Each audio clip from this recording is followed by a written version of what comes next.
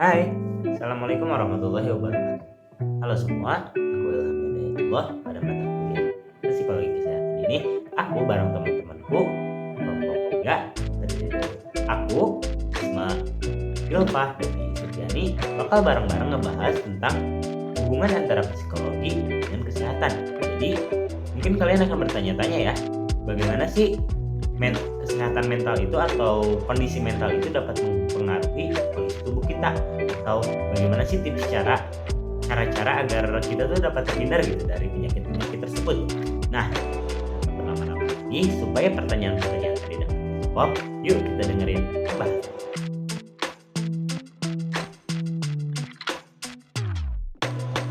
Kesehatan mental di Indonesia, kesehatan mental itu sendiri pada Undang-Undang Nomor 23 Tahun 1992 menyatakan bahwa sehat adalah suatu keadaan sehat secara fisik, mental, dan sosial, di mana memungkinkan setiap manusia untuk hidup produktif baik secara sosial maupun ekonomis. Sehat menurut Kamus Bahasa Indonesia adalah suatu keadaan seluruh badan serta bagian-bagiannya terbebas dari sakit. Menurut Paun, seorang ahli dalam dunia medis menjelaskan bahwa kesehatan adalah kenormalan pada fungsi-fungsi organ tubuh dalam menjalankan fungsinya, tanpa gangguan rasa nyeri atau kegagalan fungsi dalam melakukan aktivitas. Menurut WHO pada tahun 2001 bahwa kesehatan mental merupakan kondisi dari kesejahteraan yang disadari individu yang di dalamnya terdapat kemampuan-kemampuan untuk mengelola stres kehidupan yang wajar, untuk bekerja secara produktif dan menghasilkan serta berperan di komunitasnya. Kesehatan fisik sendiri diartikan yang pertama sebagai kemampuan dalam melakukan kegiatan sehari-hari dan kenyamanan. Yang kedua, diartikan sebagai kemampuan tubuh untuk melakukan tugas sehari-hari dan hidup secara nyaman. Selanjutnya yang ketiga, mengenai komponen kesehatan mental itu ada 3. Yang pertama, kesejahteraan emosional. Contoh dari kesejahteraan emosional itu yaitu ada kebahagiaan, minat dalam hidup, dan kepuasan. Yang kedua, ada kesejahteraan psikologis. Contohnya, kesejahteraan dari psikologis itu adalah mencintai diri sendiri, pandai mengelola tanggung jawab, memiliki hubungan personal yang baik dengan orang lain, dan bersyukur dengan kehidupan yang ada. Yang ketiga, ada kesejahteraan sosial.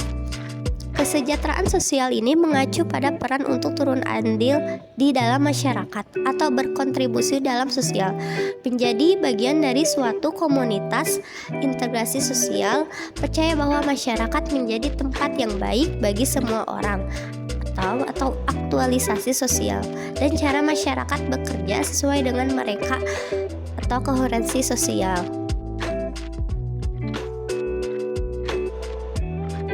Meskipun kita sering memandang pikiran dan tubuh adalah suatu hal yang terpisah, kesehatan mental dan fisik sebenarnya berkaitan erat satu sama lain. Kesehatan mental yang baik dapat mempengaruhi kesehatan fisik kita secara positif, begitu pula sebaliknya. Menurut Charles Goodstein, seorang profesor klinik psikiatri, mengemukakan bahwa perasaan dan pikiran kita akan memicu pelepasan sistem endokrin, yaitu kumpulan kelenjar yang menghasilkan hormon-hormon untuk mengendalikan dan mengatur metabolisme tubuh dan respon suasana hati, yang mempengaruhi sistem kerja organ tubuh seseorang. Hal ini diperkuat dengan adanya bukti bahwa penyakit mental itu memberikan efek yang negatif pada kesehatan fisik. Berikut ini adalah beberapa contohnya. 1. Penyakit mulut. Orang yang dengan penyakit mental mempunyai kesehatan mulut yang lebih buruk daripada orang umum. Bagi mereka yang mengidap penyakit mental, perlu untuk mengonsumsi obat tertentu yang berefek pengurangan produksi air liur yang menyebabkan tidak nyaman pada penderita. Hal tersebut meningkatkan resiko penyakit seperti gingivitis yang menyebabkan kehilangan gigi. Yang kedua, merokok. Orang dengan kondisi penyakit mental lebih mungkin untuk merokok daripada mereka yang tidak memiliki kondisi kesehatan mental. Orang dengan depresi memiliki tingkat dopamin yang rendah. Dopamin adalah zat kimia di dalam otak yang berperan besar dalam mempengaruhi emosi, sensasi, kesenangan, hingga rasa sakit yang bisa dirasakan. Dopamin mempengaruhi perasaan positif di otak. Nikotin dalam rokok memicu produksi dopamin sehingga merokok dapat digunakan sebagai cara untuk meredakan depresi. Nikotin memang mampu meningkatkan kadar dopamin sementara, tetapi bahan ini juga mematikan mekanisme alami otak dalam jangka panjang, bisa membuat seseorang seolah-olah membutuhkan lebih banyak nikotin untuk mengurangi sensasi positif yang dapat menyebabkan kemungkinan kecanduan. Yang ketiga, masalah tidur. Orang dengan kondisi kesehatan mental lebih mungkin menderita gangguan tidur seperti insomnia yang menyebabkan masalah pernapasan yang dapat menyebabkan seseorang sering terbangun. Sementara kondisi seperti depresi, kecemasan, atau gangguan bipolar dapat menyebabkan masalah tidur. Masalah tidur juga dapat memperburuk kondisi kesehatan mental yang ada. Yang keempat, penyakit kronis. Depresi telah dikaitkan dengan banyak penyakit kronis seperti diabetes, asma, kanker, penyakit kardiovaskular, dan radang sendi. Kondisi ini membuat penanganan penyakit kronis menjadi lebih sulit. Tingkat kematian akibat kanker dan penyakit jantung lebih tinggi di antara orang-orang dengan depresi atau kondisi mental lainnya.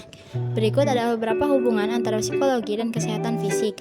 Yang pertama, stres dan kesehatan fisik. Stres dapat mempengaruhi kesehatan fisik seseorang dengan meningkatkan risiko terjadinya penyakit jantung, hipertensi, diabetes, kelelahan, dan infeksi. Hal ini terjadi karena stres mempengaruhi sistem kekebalan tubuh dan dapat memicu perubahan hormon dalam tubuh. Yang kedua ada depresi dan kesehatan fisik. Depresi yang tidak diobati dapat meningkatkan risiko terjadinya masalah kesehatan fisik seperti obesitas, diabetes, dan penyakit jantung. Selain itu, orang yang mengalami depresi cenderung kurang beraktivitas fisik dan kurang menjaga pola makan yang dapat berdampak buruk pada kesehatan fisik. Ketiga, kepribadian dan kesehatan fisik. Karakteristik kepribadian seseorang seperti optimis, percaya diri, dan adaptif dapat mempengaruhi kesehatan fisik mereka. Orang yang memiliki kepribadian yang baik cenderung lebih sehat dan memberikan kontribusi pada peningkatan kesehatan fisik di masa depan. Hubungan sosial dan kesehatan fisik. Orang yang memiliki hubungan sosial yang baik dan mendukung cenderung lebih sehat secara fisik karena merasa lebih bahagia dan memiliki sistem dukungan yang kuat ketika menghadapi masalah kesehatan. Faktor kesehatan mental yang dapat mempengaruhi terjadinya kesehatan fisik adalah yang pertama genetika, kedua motivasi rendah, ketiga kesulitan dengan konsentrasi dan perencanaan, dan 4 kurangnya dukungan untuk mengubah perilaku tidak sehat, dan kelima jarang mendapatkan bantuan secara medis.